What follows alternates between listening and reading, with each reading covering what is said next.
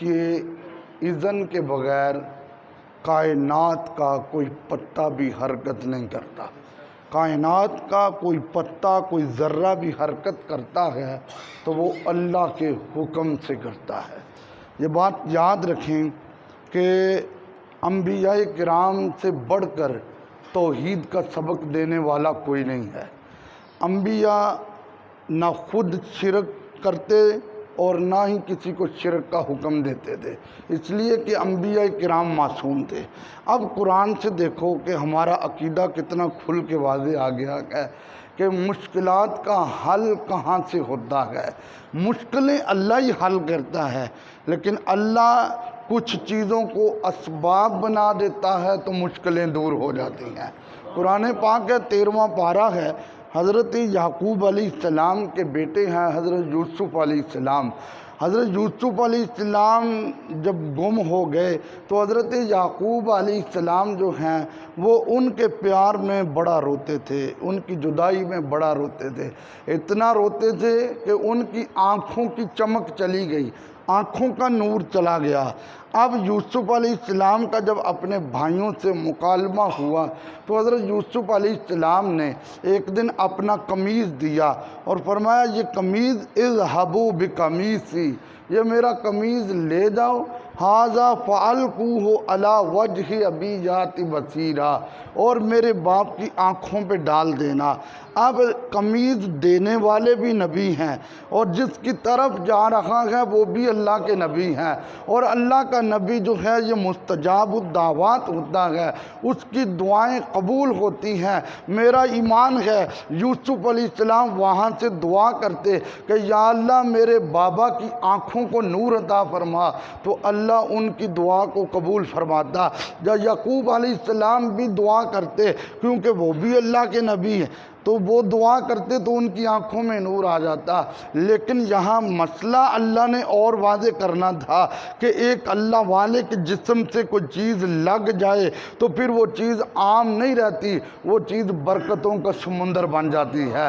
حضرت یوسف علیہ السلام کا وہ کرتا آیا، قرآن کہتا ہے اذهبوا بقمیصی ھذا فالقوہ علی وجہ ابی یأتی بصیرا، ادھر سے بھائی کرتا لے کر چلے، ادھر حضرت یعقوب علیہ السلام کہتے ہیں انی لاجد ریح یوسف، آج تو مجھے یوسف علیہ السلام کی خوشبو آ رہی ہے۔ لوگ کہتے ہیں نبی تمہارا درود سنتے بھی ہیں کہ نہیں، تمہیں دیکھتے بھی ہیں کہ نہیں۔ بھائیوں نے ابھی کرتا لیا ہے اور وہ ادھر سے چلے ہیں اور کرتا بھائیوں کے ہاتھ میں ہے اور خوشبو حضرت یعقوب علیہ السلام کو اپنے گھر میں آ رہی ہے۔ یہ اللہ کے نبی کی شان ہے، وہ جہاں سے چاہیں رب کی عطا سے دیکھ بھی لیتے ہیں، سن بھی لیتے ہیں اور سونگھنے کی حس بھی محسوس کر لیتے ہیں۔ کرتا آیا تو یعقوب علیہ السلام کی آنکھوں پہ آیا تو کیا ہوا، ادھر کرتا آیا اور ادھر آنکھوں میں چمک آ گئی ہے۔ اب وہاں آپ کے کسی بیٹے نے یہ نہیں کہا ابا جی یہ تو شرک ہو رہا ہے کہ آپ نے کرتا ڈال لیا ہے آنکھوں پہ، نہیں، بلکہ ان کی تربیت ایک نبی کی بارگاہ سے ہوئی تھی، اور گویا قرآن یہ کہتا ہے کہ اگر ایک کپڑے کو اللہ کے پیارے کے ساتھ نسبت ہو جائے تو پھر وہ کپڑا عام کپڑا نہیں رہتا، پھر وہ کپڑا بھی لوگوں کو نور دے رہا ہوتا ہے۔ آؤ میں دوسری ایک حدیث پاک اب پڑھنے لگا ہوں، یہ قرآن کی آیت سے ہے، کیونکہ ٹائم اتنا ہوتا ہے کہ اتنی دلائل میں ہم ایک چیز جو ہے وہ شروع کر لیتے ہیں اور یہ حدیث سنیں، اور کبھی 4 دوستوں میں بیٹھیں تو میرے نبی کی یہ حدیث سنائیں، من بڑا ٹھنڈا ہوگا۔ ایک تابعی ہیں حضرت عطا بن ابی رباح، یہ تابعی ہیں، اور تابعی وہ ہیں جس نے صحابی کو دیکھا ہو، اور صحابی وہ ہیں جس نے ایمان کی نگاہوں سے مصطفیٰ کو دیکھا اور ایمان پہ ہی اسے موت آئی ہو۔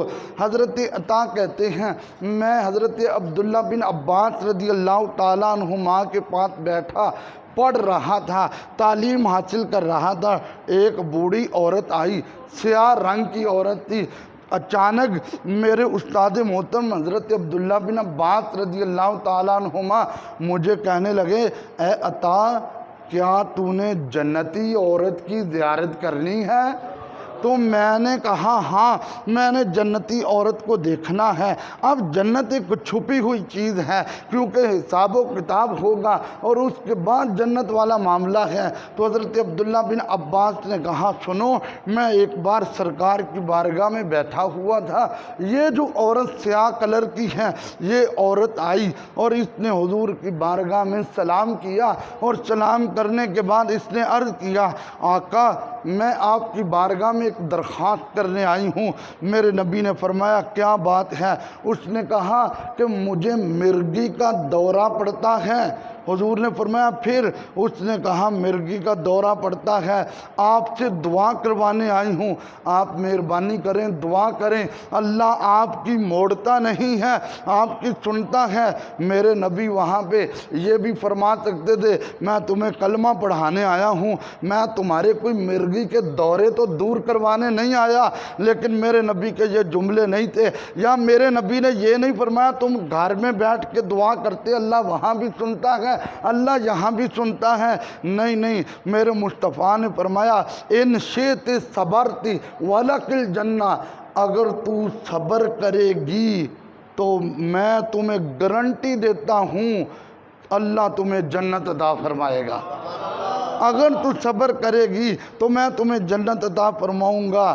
اور ان شئت دعوت اللہ یعافی کا، اور اگر تو چاہتی ہے تو میں تیرے لیے دعا کر دیتا ہوں، تیرا یہ مرگی کا دورہ ختم ہو جائے گا۔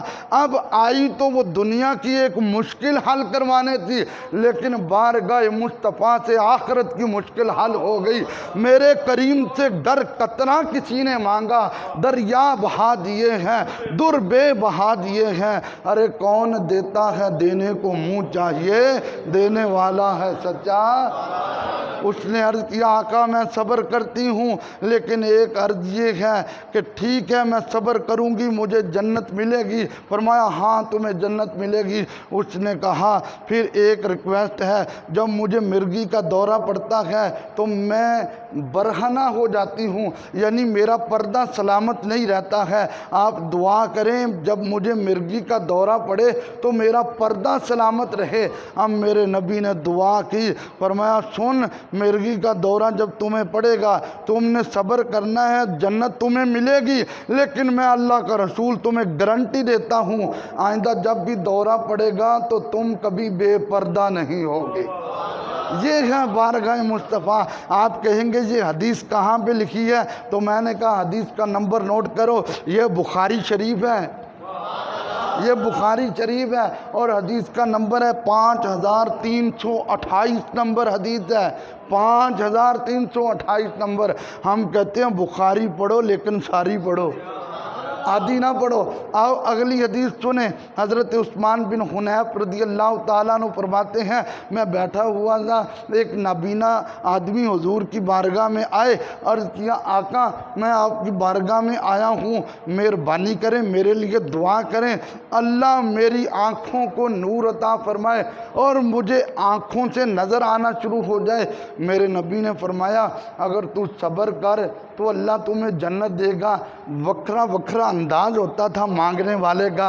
عرض کیا آقا بات میری سنیں، عرض میری سنیں، میں آپ کا منگتا ہوں جنت مجھے ملنی ہی ملنی ہے، میں آپ کا نوکر ہوں، جنت مجھے ملنی ہی ملنی ہے، لیکن آج آنکھوں پہ نظر کرم کریں۔ پھر میرے نبی نے ایک دعا پڑھائی، اللہم انی اسألک واتوجہ الیک بنبیک محمد نبی الرحمت، یا رسول اللہ انی توجہت بک الی ربی فی حاجتی ہذہ لتقضی لی اللہم فشفعہ فی۔ فرمایا ایسے کرو، وضو کر کے 2 رکعت نفل پڑھو، 2 رکعت نفل پڑھنے کے بعد یہ دعا کرو۔ ٹائم مختصر ہے، میں اس دعا کا سادہ سا ترجمہ کر دوں۔ دعا کا ترجمہ کیا ہے؟ یا اللہ تمہیں اپنے حبیب کا صدقہ میری آنکھوں کو نور عطا فرما۔ اب حضرت عثمان بن حنیف کہتے ہیں کہ وہ جو آدمی آئے تھے انہوں نے دعا کی، اندازہ نہیں ہو سکا کہ ہاتھ پہلے آنکھوں پہ آئے ہیں یا نور پہلے آ گیا ہے۔ آپ کہیں گے یہ حدیث کہاں پہ ہے؟ میں نے کہا یہ بھی صحیح میں موجود ہے، ابن ماجہ شریف ہے، 1385 نمبر حدیث کا موجود ہے۔ گویا اصحاب رسول کا یہ عقیدہ تھا مشکلیں حل اللہ ہی کرتا ہے، لیکن اللہ اپنے محبوب کی نظر عنایت سے کر دیتا ہے۔ آؤ اگلی حدیث سماعت فرمائیں۔ میرے آقا کی ایک زوجہ محترمہ تھی، حضرت سیدہ ام المومنین عائشہ صدیقہ رضی اللہ تعالیٰ عنہ۔ یہ حضرت ابو بکر صدیق رضی اللہ تعالیٰ عنہ کی لخت جگر نور نظر تھی۔ ان کی ایک ہمشیرہ تھی حضرت اسماء بنت ابی بکر رضی اللہ تعالیٰ عنہ۔ وہ کہتی ہیں کہ حضرت عائشہ صدیقہ رضی اللہ تعالیٰ عنہ کے پاس سرکار کا ایک جبہ تھا۔ اب جبہ کیا ہے؟ وہ جو قمیض ہوتا ہے، ایک جبہ تھا سرکار کا۔ فرماتی ہیں میری ہمشیرہ نے وہ جبہ مجھے دے دیا۔ کہتی ہیں میں نے جبہ اپنے گھر میں رکھا، کبھی کبھی میرے دروازے پہ لمبی لائن لگ جاتی، میں جب پوچھتی کیا بات ہے تو وہ آنے والے لوگ کہتے ہمیں جبے والا پانی چاہیے۔ کہتی ہے میں اس سرکار کے جبے کو پانی میں ڈبو کر اس کو نچوڑتی اور وہ جبے سے لگا ہوا پانی برتن میں جاتا، پھر میں باہر جو لائن میں کھڑے لوگ ہوتے جب ان کو دیتی تو پتہ نہیں چلتا تھا وہ جبے والے گھونٹ کے قطرے پہلے گلے میں اترے گئے یا اللہ نے پہلے بیماری سے شفا عطا کر دی ہے۔ 73 ہجری میں حضرت اسماء کہتی ہیں حضرت اسماء کا وصال ہوا ہے۔ دیکھو میرے نبی کا وصال ہوا، آدھی صدی سے اوپر عرصہ گزر گیا، لیکن وہ جبہ اب تک بھی نور دے رہا تھا، وہ جبہ اب تک بھی سرور دے رہا تھا۔ پتہ کیا چلا کہ اصحاب رسول کا یہ عقیدہ تھا کہ جس چیز کا تعلق مصطفیٰ سے ہو جائے وہ مشکلات کے حل کرنے کا سبب بن جاتی ہے۔ آپ کہیں گے یہ حدیث کہاں پہ آئی؟ میں نے کہا یہ صحیح میں موجود ہے، مسلم شریف ہے، 5530 نمبر حدیث کا ہے۔ حضرت ام سلمہ رضی اللہ تعالیٰ عنہ میرے آقا کی زوجہ محترمہ ہیں، ان کا 13 رمضان المبارک کو وصال ہے۔ اس بار ہم نے ان کے موضوع پر انشاءاللہ علیحدہ گفتگو کرنی ہے، اس پہ میں ڈیٹیل بتاؤں گا ان کا مقام و مرتبہ کیا ہے۔ ایک شان ان کی یہ ہے، یہ ام المومنین ہے۔ آپ کے پاس ایک چاندی کی ڈبیا تھی، اس چاندی کی ڈبیا میں سرکار کا ایک زلفوں کا بال مبارک تھا، ایک منہ مبارک تھا۔ اب جب کوئی بیمار ہو جاتا تو وہ آپ کے پاس آتا اور آپ نے کبھی یہ نہیں کہا تھا تمہیں مدینے میں طبیب نظر نہیں آتے، تمہیں حکیم نظر نہیں آتے، یہ تم کیا کرنے آ جاتے ہو، اس کو تو شرک کہتے ہیں۔ نہیں، کبھی آپ نے اچھے جملے نہیں کہتے، بلکہ کوئی بیمار آ جاتا تو آپ ایک پیالے کے اندر وہ ڈبیا رکھتی، وہ منہ مبارک نہیں، وہ ڈبیا چاندی کی رکھتی اور پیالے کے اندر رکھ کر، آج میں نے حدیث پاک میں پڑھا ہے یہ صبح سحری سے پہلے کہ وہ ڈبیا کو پانی کے اندر گھماتی تھی، گھما کر نکال لیتی تھی، اس کے بعد پانی بیمار کو پلایا جاتا تھا، گھونٹ گلے میں اترتے تھے، اللہ اس کو شفا عطا کر دیتا تھا۔ یار وہ منہ مبارک تو پانی سے لگتا نہیں تھا، ہاں منہ مبارک جس ڈبیا میں تھا وہ ڈبیا پانی میں مکس ہوتی تھی، تو وہ ڈبیا ایک بار رکھ کے اٹھا لینے سے اگر اتنا کمال ہے تو جب زلفوں والے رسول خود سامنے ہوتے تھے پھر کتنی مشکلات حل ہوتی ہوں گی۔ پھر اگلی بات بھی سنیں، اور آج کے ہمارے درس کی آخری حدیث ہے۔ میرے آقا تشریف فرما تھے، ایک عورت آئی، اس نے ایک خوبصورت چادر لی اور چادر میرے آقا کو گفٹ کی۔ میرے نبی کا یہ طریقہ تھا، حضور کو جو تحفہ دیتا سرکار قبول فرما لیتے۔ میرے آقا نے وہ چادر لی اور حضور صلی اللہ علیہ وآلہ وسلم نے اس بڑھیا کے سامنے ہی اپنے جسم پہ چادر اوڑھ لی تاکہ اس کے دل کو سکون مل جائے۔ میں نے جس رسول کے لیے بنائی ہے انہوں نے اپنے جسم پہ اس کو بچھا لیا ہے۔ وہ عورت چلی گئی تو حضرت سہل بن سعد رضی اللہ تعالیٰ عنہ بیٹھے ہوئے تھے۔ عرض کیا آقا یہ چادر بڑی سونی ہے تو یہ چادر مینوں دے دو، یہ چادر بڑی خوبصورت ہے، یہ چادر مجھے دے دو۔ میرے لجپال آقا صلی اللہ علیہ وآلہ وسلم نے چادر اتار کے اسے دے دی۔ اب جب حضور چلے گئے تو باقی صحابہ ان کو کہنے لگے سہل تمہیں پتہ ہے بارگاہ رسالت سے کبھی کوئی خالی نہیں جاتا، اب تنگی دامپاں پہ نہ جا، اور بھی کچھ مانگ ہے، یہ مائل کرم اور بھی کچھ مانگ، اور جھولی ہی میری تنگ تھی، میں کیا مانگتا ان سے، جھولی کو میری بھر بھر کے کہا اور بھی کچھ مانگ، کہا یہ سرکار کی بارگاہ سے کوئی بھی خالی نہیں جاتا، تم نے چادر ابھی وہ عورت والی مانگ لی ہے؟ کہا سنو، میں نے چادر کوئی اس لیے نہیں مانگی کہ میں اس کو دھوپ میں لے کر اپنے اوپر چلوں گا تاکہ میری یہ گرمی دور کرے گی، نہیں نہیں، میں تو چادر اس لیے لے چکا ہوں، یہ چادر میرے نبی کے جسم کے ساتھ لگ چکی ہے، میں وصیت کروں گا جب میرا وصال ہو جائے مجھے اس چادر میں کفن دینا تاکہ میرے قبر والے معاملات سیدھے ہو جائیں، جب معاملات کا حل شروع ہو تو میں کہوں دیکھو میرے جسم پہ وہی چادر ہے جو مصطفیٰ کے جسم سے لگ کر آئی ہے۔ تو آپ کہیں گے یہ حدیث کہاں میں آئی؟ تو یہ بھی بخاری میں موجود ہے۔ یہ بخاری کے نام پہ ایک بار سبحان اللہ کہیں ذرا، پھر کہیں ذرا۔ بخاری پڑھیں لیکن ساری پڑھیں، آدھی پڑھ کے ڈنڈی نہ ماریں، بخاری پڑھیں۔ 5473 حدیث کا نمبر ہے۔ یہ اتنا ہی آج کا، کیونکہ ہمارا ٹائم مکمل ہو رہا ہے۔